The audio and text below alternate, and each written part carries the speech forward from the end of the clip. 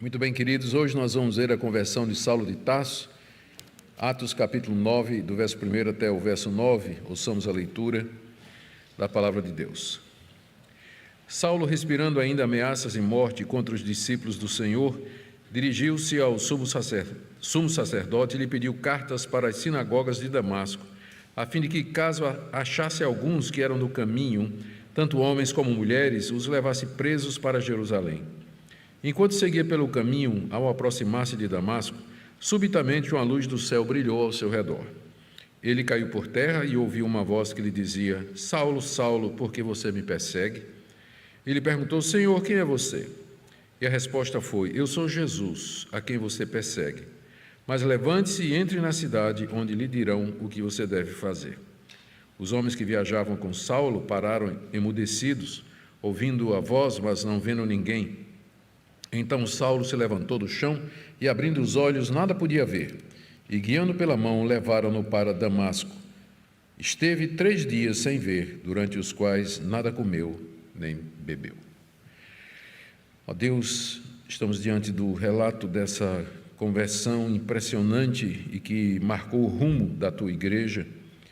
Nós pedimos que, ao examinar o registro sagrado, não somente nós compreendamos o que ele está dizendo, mas também o seu significado para nós hoje.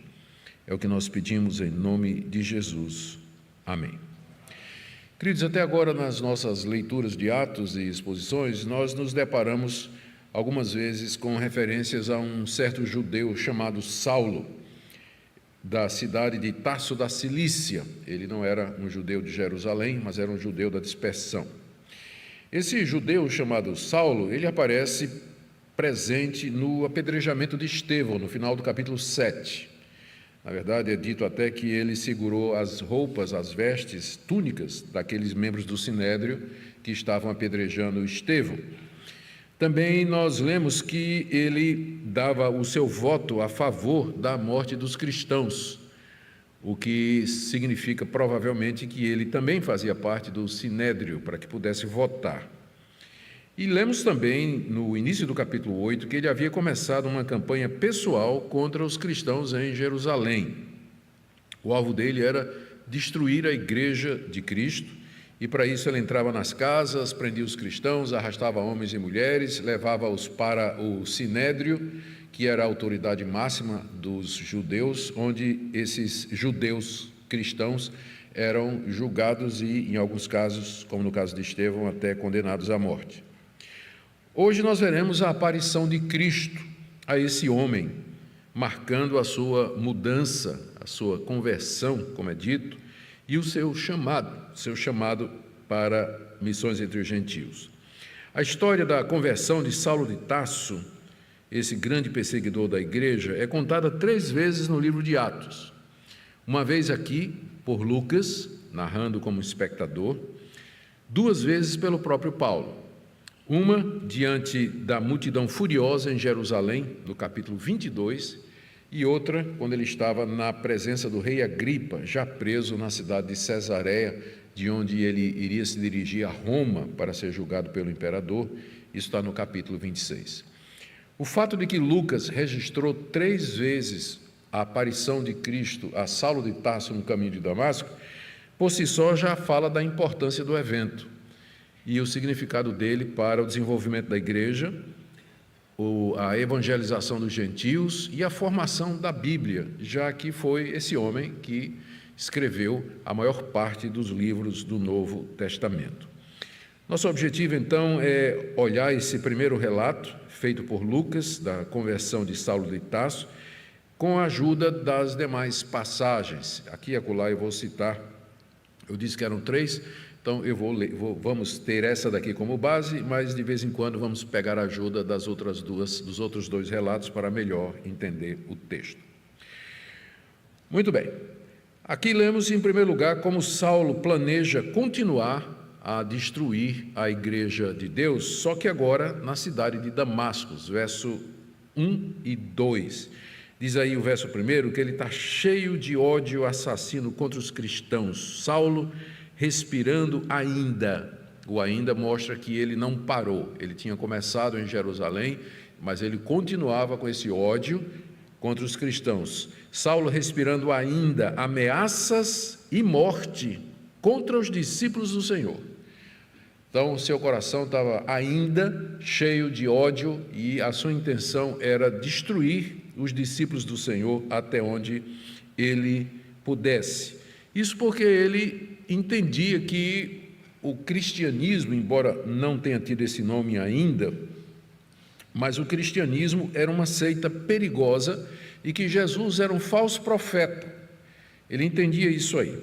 E para ele isso fazia muita diferença, porque, como ele vai nos dizer depois nas suas cartas, ele era um fariseu de fariseus. O fariseu era a seita mais extrema dos judeus. Ele havia sido instruído aos pés de Gamaliel, que era um dos rabinos mais importantes daquela época, e ele julgava, nas palavras dele mesmo, nas cartas que ele escreve, que ele estava fazendo um favor a Deus, a cada cristão que ele prendia e dava o seu voto para que fosse morto. Assim, esse homem, cheio dessa fúria e dessa raiva contra a igreja de Deus, completamente cego no seu zelo. Aqui você vê que ele é um caso de zelo sem entendimento. Nós não pensamos que ele não era uma pessoa sincera, ele era totalmente sincero. Ele achava que ele estava fazendo um favor a Deus. Mas uma pessoa pode ser sincera, está enganada. Aliás, o inferno está cheio de gente sincera, mas errada, enganada, porque o que salva é a verdade e não a sinceridade. Não é que a sinceridade não seja importante, mas o que salva é a verdade. Saulo de Tarso estava cego pelo seu ódio, pela sua religião distorcida. O judaísmo do primeiro século havia se distorcido completamente, e agora ele acha que até está fazendo um favor a Deus nessa campanha violenta contra os cristãos. Ele agora estende os olhos mais ao norte e pede autorização às autoridades para ir prender os judeus que se convertessem a Cristo na cidade de Damasco. Diz aí no final do verso 1 que ele se dirige ao sumo sacerdote, e no verso 2 diz que pediu cartas para as sinagogas de Damasco, a fim de que, caso achasse alguns que eram do caminho, tanto homens como mulheres, os levasse presos para Jerusalém. Damasco era a capital da Síria, já estava além das fronteiras da Palestina. Ficava cerca de 200 quilômetros ao norte, indo para o norte. Era uma longa viagem. E por que Saulo queria ir até Damasco? Nós temos uma informação muito interessante de um historiador judeu chamado Flávio Josefo, ele falando a respeito do judaísmo e da expansão do judaísmo depois da Guerra dos Macabeus. Ele diz que havia uma grande concentração de judeus e prosélitos na cidade de Damasco. Essa informação Flávio Josefo deu porque ele queria impressionar o rei, o imperador, a quem ele dedicou as duas obras que ele escreveu, Antiguidades Judaicas e Guerra dos Judeus. Então é lá que a gente encontra a informação de que tinha muito judeu e muitos prosélitos, que eram gentios, que tinham se tornado judeus, nessa cidade de Damasco. E é para lá então que Saulo vira agora as suas baterias, os seus canhões. Ele quer ir lá e matar a igreja que está nascendo lá, porque certamente ele teve notícia de que muitos judeus estavam se convertendo ao cristianismo lá na capital da Síria, lá em Damasco. Então é lá que ele quer ir também. Ele então faz o pedido ao sumo sacerdote. O pedido era para as sinagogas de Damasco. Tinha várias sinagogas de Damasco. O que ele quer é cooperação. Ele quer chegar lá, ele vai com a tropa, e ele quer a cooperação dos judeus lá das sinagogas para identificar os judeus que tinham se convertido ao cristianismo, amarrá-los e trazê-los para Jerusalém, onde eles seriam julgados e condenados à morte, provavelmente. E aí não fazia diferença, ele queria trazer tanto homens como mulheres, diz aí o texto, e para serem julgados e punidos pelo Sinédrio. Apenas como curiosidade, é a primeira vez aqui no livro de Atos que Lucas chama o cristianismo de o caminho. Ele diz aí no verso 2 que Saulo pediu cartas para ajuda para achar, se ele achasse alguns que eram do caminho, tanto homens como mulheres, etc., trazer presos para Jerusalém. É a primeira vez que Lucas se refere ao cristianismo como caminho. E essa designação, caminho, provavelmente tem origem nas palavras de Jesus: eu sou o caminho, a verdade e a vida. Então, no começo, o cristianismo era chamado de o caminho, com base nisso aí. Também já vimos que era chamado da seita dos nazarenos. Muito bem, então é isso que nós lemos aí nos 2 primeiros versículos dessa passagem extraordinária da conversão desse homem. Agora, as coisas não foram bem como Saulo imaginava, não é? Lá vai ele, 200 quilômetros acima, para o norte, saindo de Jerusalém com uma tropa, provavelmente a cavalo, por conta da distância, e alguma coisa, depois de alguns dias de viagem, então ele se aproxima da cidade de Damasco, quando alguma coisa acontece. Lemos aí do verso 3 a 7 que o Senhor Jesus lhe apareceu quando ele estava a caminho de Damasco. E aqui é importante a gente fazer logo de cara uma distinção entre aparição e visão. Eu sempre tenho feito essa distinção aqui por causa da importância disso para o apostolado. O que aconteceu no caminho de Damasco não foi uma visão. Numa visão, somente a pessoa que está tendo a visão vê o que está acontecendo. Pessoas ao redor não veem nada, porque aquilo se passa na cabeça da pessoa que está tendo a visão. Aqui, por exemplo, eu peguei o texto de Daniel, capítulo 10, verso 7. Daniel teve a visão do anjo Gabriel, e ele diz assim, ele viu o anjo, e ele diz, só eu, Daniel, tive aquela visão. Os homens que estavam comigo nada viram, mas ficaram com muito medo, fugiram e se esconderam. Ou seja, só Daniel viu. Os outros que estavam com ele sentiram que alguma coisa, mas aquilo não foi uma aparição, mas foi uma visão na cabeça de Daniel. O que aconteceu no caminho de Damasco não foi uma coisa que aconteceu na cabeça de Saulo, mas foi alguma coisa fora, externa. Jesus apareceu a Saulo no seu corpo glorioso, no corpo da ressurreição, o corpo que ele tem até o dia de hoje. Sim, porque Cristo continua sendo Deus, homem. Nós temos alguém que está sentado à direita de Deus, que é o nosso representante. Como o próprio Paulo diz em 1 Coríntios, há um só Deus e um só mediador entre Deus e os homens, Jesus Cristo, homem. Ele está falando do ministério mediatório e intercessório de Cristo. Nós temos um de nós, nosso representante, sentado à direita da majestade nas alturas, que nos conhece e intercede por nós. Depois que Cristo ressuscitou, ele não abandonou o corpo da ressurreição, ele permanece Deus homem para todo sempre.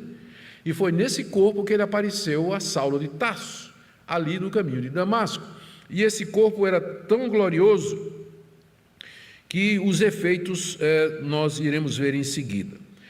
Por que eu faço essa distinção? Porque é importante lembrar que quando Paulo se refere a esse evento, lá em 1 Coríntios capítulo 15, ele diz que depois de o Senhor ter aparecido aos apóstolos, por último de todos apareceu a mim. Então Paulo considerava que essa aparição de Jesus a ele no caminho de Damasco fechava uma série de aparições do Cristo ressurreto, era a última, e depois dela não tem outra, e não teve outra durante a história.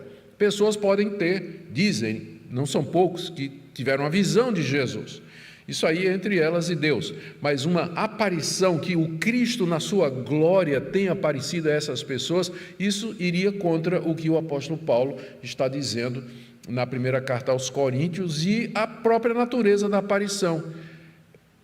Para que alguém fosse apóstolo, era preciso que ele fosse testemunha da ressurreição de Cristo. E é exatamente isso aqui que faz com que Paulo seja apóstolo, porque ele viu o Cristo ressurreto. Ele viu o Cristo ressurreto. Essa é a condição, é uma das condições para que alguém fosse nomeado apóstolo de Cristo Jesus. Se alguma pessoa tem visões de Cristo, eu não entro nessa questão, é uma questão pessoal entre o indivíduo e Deus. Mas dizer que Cristo apareceu na sua glória, como apareceu a Saulo de Tarso, aí nós já estamos num nível completamente diferente de evento, porque cremos que a última vez foi essa daqui, a última vez que Cristo assim apareceu. Eu sempre sei que gente pergunta assim, mas e o que aconteceu lá na ilha de Patmos com João?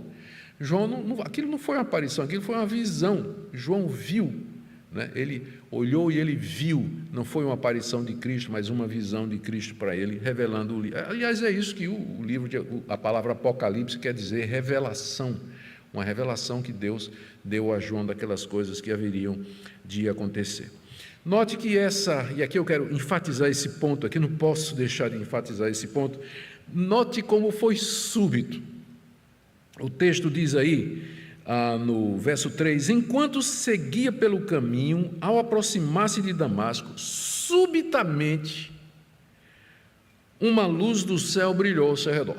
Subitamente, ou seja, de maneira inesperada, de maneira repentina. Saulo de Tarso não tinha a menor ideia de que isso ia acontecer, ele não esperava, ele não cria em Jesus, não cria na ressurreição de Jesus, não cria em nada disso, achava que era tudo mentira, conversa, os discípulos tinham roubado o corpo, inventaram essa história, enfim, qualquer uma das explicações que apareceram no primeiro século para o túmulo vazio.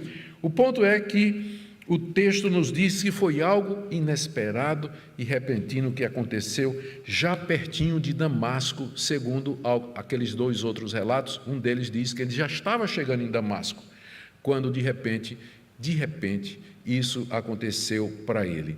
Isso também mostra que não se trata de uma crise existencial do fariseu Saulo, porque alguns intérpretes da vida de Paulo dizem que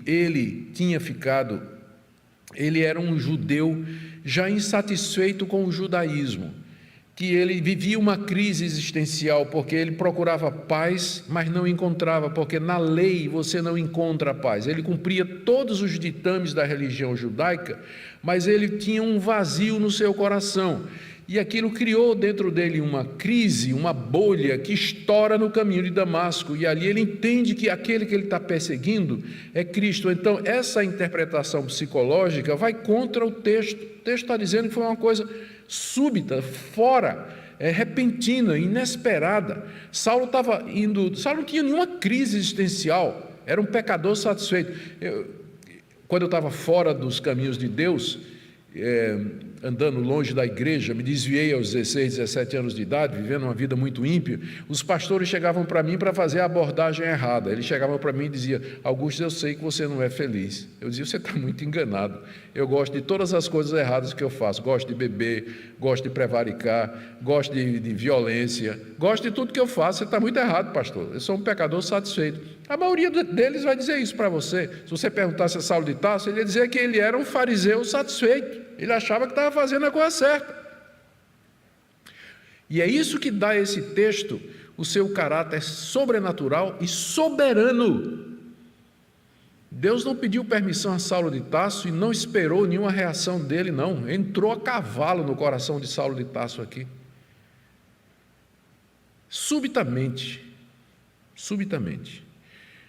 E foi algo glorioso. Diz o texto aí que foi como uma luz que brilhou do céu. A glória foi tanta a ponto de derrubar Saulo no chão, nos diz aí o verso 4, né? E pelos outros dois relatos nós lemos que isso aconteceu cerca de meio-dia. É interessante esse detalhe, porque aumenta o brilho da luz. Ao meio-dia o sol está brilhando, para você ver uma luz contra o sol é difícil. Agora, uma luz que brilha ao redor, que encandeia, quando o sol está a pino a meio-dia, tem que ser uma luz sobrenatural mesmo, algo extraordinário. Essa luz que envolve Saulo e que o derruba, devido à distância até Damasco, eu já mencionei, é provável que ele estava a cavalo, embora a gente não tenha certeza. Os homens que iam com ele pararam, mas os outros relatos dizem que não somente eles pararam, mas eles também caíram. Aqui esse relato não diz, mas os outros dois, pelo menos um deles diz que eles também caíram. E aí, no chão, Saulo ouve uma voz. A voz está aí no verso 4. Caiu por terra e ouviu uma voz que lhe dizia: Saulo, Saulo, por que você me persegue? Nós sabemos dos outros relatos que Jesus falou a Saulo em hebraico, língua que somente ele entendia daquela trupe que estava ali. Vocês devem lembrar, ou vocês devem estar conscientes da situação linguística da Palestina do primeiro século. Os judeus não falavam mais o hebraico. Eles perderam isso durante o tempo que eles ficaram cativos na Babilônia. Lá na Babilônia, eles aprenderam aramaico, que era a língua dos seus cativadores, daqueles que os haviam dominado. Quando eles voltam, só quem fala hebraico são aqueles que lidam com a Bíblia, com a escritura do Antigo Testamento, que eram os rabinos, os mestres da lei, os escribas e os sacerdotes, que tinham a função de ler a Bíblia em hebraico e ensinar para o povo, traduzir. As primeiras traduções do hebraico para o aramaico é chamado de Targum, e nós até hoje temos alguns targums datando aí do século V, VI, que foram as primeiras traduções que foram feitas para que os judeus pudessem entender. Então, Jesus fala com Saulo em hebraico, língua que só ele entenderia ali. Só ele entenderia aí, o que nos leva a dizer que se Jesus quisesse salvar a todos, teria falado em grego ou em aramaico. Mas ele falou numa língua que só Saulo entendia, que era hebraico, que era exatamente essa língua, né? E pergunta: Saulo, Saulo, por que você me persegue? Essa repetição do nome é para denotar intimidade, é uma maneira mais pessoal e íntima de falar. E a pergunta é uma pergunta que, quando a gente olha assim, você tem aqui o Todo-Poderoso perguntando para a criatura derrubada no chão: por que é que você está me perseguindo? Já pensaram na ironia disso aí? Por que você está me perseguindo? Eu, o Todo-Poderoso, sentado à direita do Pai, tenho todo o poder no céu e na terra. Você não é nada, você está aí no chão, cego com a minha glória. Por que você me persegue? É porque, na verdade, o que Jesus estava querendo dizer é que perseguir a igreja dele, perseguir os discípulos dele, era a mesma coisa de persegui-lo, diante da união mística, espiritual, que os discípulos de Cristo têm com ele. A igreja está unida a Cristo espiritualmente. Perseguir a igreja é perseguir a Cristo, é perseguir ao Senhor Jesus. É por isso que ele pergunta: por que você está me perseguindo? Como se fosse possível perseguir aquele que tem todo o poder no céu e na terra, mas que não é a ele que ele não está falando dele, ele está falando exatamente dos seus discípulos que Saulo perseguia também. A pergunta, a maneira como é feita, sob a forma de uma pergunta, não de uma acusação, mas de uma pergunta, visa provocar Saulo a pensar, realmente, por quê? Por que ele estava perseguindo Jesus e os seus seguidores? Por que ele estava fazendo isso? Não tinha motivo. Ele tinha ouvido o sermão de Estevão no capítulo 7, como Estevão demonstrou pelas Escrituras que Jesus era o Messias. Ele ouviu o testemunho de Estevão sobre a ressurreição, quando Estevão disse: estou vendo os céus abertos e Jesus Cristo em pé à direita de Deus Pai. Ele tinha visto a maneira como Estevão morreu sem negar Jesus, enfrentou a morte, mas não negou Jesus Cristo. Então, por que ele ainda continuava? Os outros relatos dizem assim, que Jesus também nessa hora disse: é duro para você ficar dando coice contra os aguilhões. Duro é você ficar dando coice contra os aguilhões. Você lê isso em Atos 26, 14. Essa expressão significa simplesmente, você não pode ir contra a minha vontade. Quanto mais você vai contra a minha vontade, mais você vai sofrer. A figura que é usada aqui era tirada daquela época, da cultura da época, quando se colocava um boi para puxar um arado, e o boiadeiro ia com um aguilhão fustigando o boi para que ele fizesse aquilo ali. Então o boi que se sentisse incomodado e desse um coice, ele ia se ferir naquele aguilhão. Então, dura coisa é escocear contra os agrilhões. Quanto mais você se debate, Saulo, mais você vai sofrer, porque você não pode ir contra a minha vontade. O que você está fazendo, você está pensando que está fazendo um favor para Deus, mas você está indo contra. Você, na verdade, está indo contra. Então, a pergunta, por que você me persegue, é de uma propriedade impressionante, porque ela desperta a consciência de Saulo. Realmente, por que é que eu estou fazendo isso?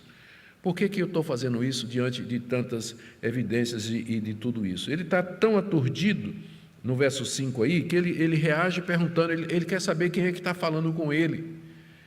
E a palavra Senhor aí, no verso 5, Senhor, quem é você? Embora seja a palavra Kyrios, que é a mesma palavra que é usada para Senhor Jesus, para designar o senhorio de Cristo, mas é também usado como uma expressão de respeito. Quem é o Senhor? Ele não sabia, não tinha consciência ainda do senhorio de Cristo, mas sabe que é alguma coisa que vem do alto, alguma coisa extraordinária. Quem é o Senhor? O que não significa ainda que ele, naquele exato momento, ele tinha apreendido tudo, mas não vai demorar. A resposta do Senhor glorioso para Saulo vem aí no verso 5 ao verso 6, dizendo: eu sou Jesus a quem você persegue. Quem sabe esse é o momento em que ele entende.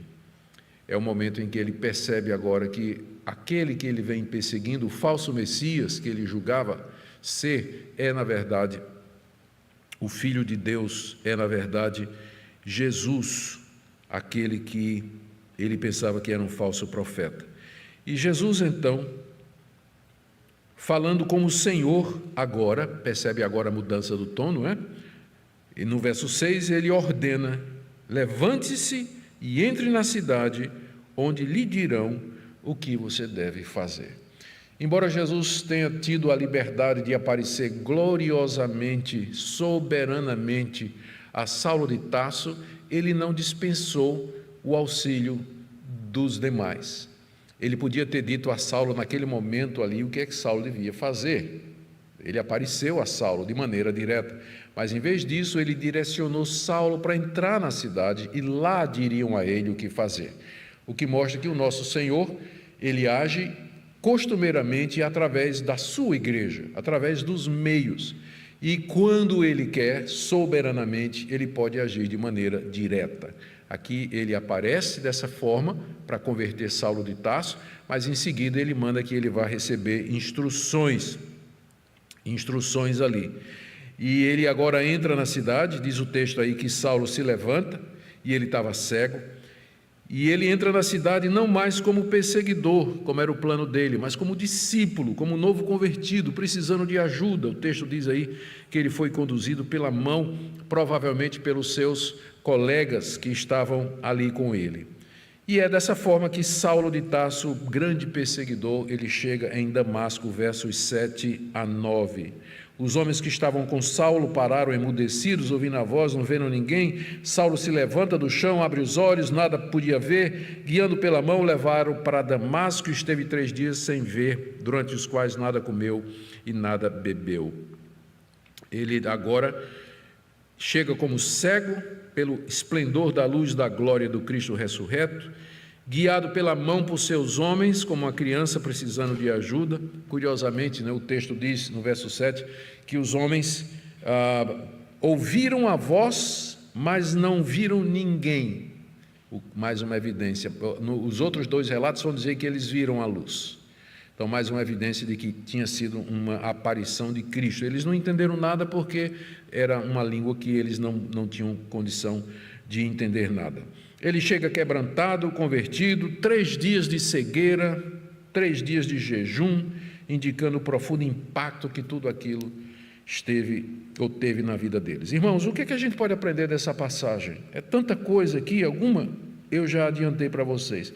A primeira, eu vou começar falando das evidências da soberania de Deus na salvação de pecadores. Ali havia, não era só Saulo de Tarso que era pecador e precisava de redenção. Com ele estavam mais alguns soldados da guarda do templo, judeus, como Saulo de Tarso, não eram instruídos na lei, mas trabalhavam com o capitão do templo na segurança do templo. É provavelmente essa escolta que estava com ele ali. Quantos homens eram? Não sei, 10, 12, 15. Entretanto, somente Saulo viu a Cristo. Dezenas de passagens mais adiante, nos livros, nos demais livros do Novo Testamento, vão se referir a esse momento pelo próprio Paulo dizendo que ele viu o Senhor. 1 Coríntios capítulo 9, ele diz assim: não sou eu porventura apóstolo, não vi a Jesus o Senhor, só ele viu, os outros viram uma luz, mas no meio da luz, Saulo viu o Cristo glorioso e ressurreto, só ele e não os outros. Por quê? Deus não poderia ter feito isso com todos eles e convencido todos eles e salvado todos eles? Mas é que ele estava atrás de Saulo de Tarso, aquele que ele havia escolhido antes da fundação do mundo, não somente para ser salvo, mas para ser instrumento dele em levar o evangelho a todo lugar. Somente Saulo viu a luz, somente Saulo entendeu o que se dizia. Cristo podia ter falado, como eu disse, em grego ou aramaico, e todos aqueles homens que estavam na companhia de Saulo entenderiam perfeitamente, mas Jesus falou numa língua que só Saulo entenderia, que era o hebraico. Falou para Saulo de Tarso. Foi o momento de Saulo de Tarso. A maneira inesperada, súbita, soberana, ele não pediu licença a Saulo de Tarso, não espera uma reação, nada, ele simplesmente vem e de maneira irresistível ele atrai Saulo de Tarso com a pergunta: por que você me persegue? Com a aparição da sua glória, com a manifestação da sua presença, com o brilho da sua ressurreição, ele convence Saulo, ele persuade Saulo, de maneira que, muito involuntariamente, de coração desejoso, quebrantado e humilde, Saulo entra em Damasco como um discípulo convertido. É isso que Deus faz. Ele convence, ele persuade, ele chama de maneira irresistível aquele que ele deseja chamar. E o chamado vem. Aquele que é chamado, ele vem mesmo. Então, essa é a primeira coisa que eu queria mostrar para vocês aqui, é essa evidência da soberania de Deus na salvação de pecadores. Meu segundo ponto é que não há impossíveis para Deus converter pecadores. O exemplo de Saulo basta. Haveria no primeiro século alguém mais, humanamente falando, impossível de ser convertido? Tanto é que quando chega a notícia, quando Cristo aparece a Ananias lá em Damasco, vamos ver isso na próxima parte. Cristo vai aparecer a um discípulo chamado Ananias e vai dizer assim: vai lá na casa de fulano de tal e tem um homem chamado Saulo, e você vai orar por ele. Aí Ananias disse: Saulo? Aquele? Não, Senhor, não é possível. Esse é o homem que perseguia a igreja. A conversão de Saulo era impensável. Se Deus pode fazer isso com Saulo, Ele pode fazer isso com seu filho, pode fazer isso com seu marido, com sua esposa, com seu amigo. Não há impossíveis para Deus. Às vezes nós menosprezamos e esquecemos o poder do Evangelho para transformar pessoas, para mudar pessoas. Esse exemplo, essa história está aqui, entre outras coisas, para mostrar o poder de Deus na conversão de pecadores. Então não deixe de orar, não deixe de testemunhar, não deixe de esperar, porque no caminho, no tempo de Deus, essas coisas vão acontecer. Uma terceira coisa que eu queria mostrar aqui para vocês é a sabedoria de Deus quando Ele age na história da redenção, na história da humanidade. Sabedoria de Deus. O Senhor Jesus havia dito à igreja, aos 12 discípulos, quando Ele ressurgiu dos mortos, que eles deveriam pregar o Evangelho até os confins da terra, fazendo discípulos, e que eles começariam em Jerusalém, Judeia, Samaria, até os confins da terra. Algum tempo se passou e esse programa não estava sendo cumprido. Nós já vimos a relutância que os judeus tinham de aceitar que outras raças entrassem na igreja, por exemplo, os samaritanos. Foi preciso mandar Pedro e João lá em Samaria, quando chegou a notícia de que uma igreja estava nascendo em Samaria. Então era preciso que tivesse a sanção apostólica, enfim, nós já vimos isso aí. Então a igreja, a primeira igreja cristã, ela era composta de judeus que tinham dificuldade em aceitar povos de outras raças. Eles tinham muita dificuldade. E então é nesse contexto que Deus vai buscar alguém que vai ser o campeão dele para levar esse programa adiante. E Saulo de Tarso era alguém que tinha todas as condições para isso. Ele era romano por nascimento, ele tinha cidadania romana, portanto ele era versado, com certeza seu pai era cidadão romano, ele herdou do pai, provavelmente então falava latim, que era a língua oficial do Império Romano, o que lhe permitia testemunhar em Roma e diante das autoridades, e provavelmente conhecia, como cita aqui nas suas cartas, alguns autores romanos, Paulo conhecia isso. Paulo não era da Palestina, ele era de Tarso da Cilícia, e que era uma cidade muito importante, só perdia para Alexandria e Atenas em termos de reputação intelectual, escolas de filosofia. Foi lá que ele cresceu, aprendeu o grego, aprendeu a filosofia, aprendeu os costumes, aprendeu tudo a respeito da sociedade helênica daquela época. E ele era judeu, fariseu da tribo de Benjamim e foi treinado aos pés de Gamaliel. Era um homem de 3 culturas, era um homem do mundo, por assim dizer. Ele não era um judeuzinho com a mente tacanha, desculpe, eu vou tirar a palavra judeuzinho, era diferente de Pedro. Pedro era um pescador da Galileia.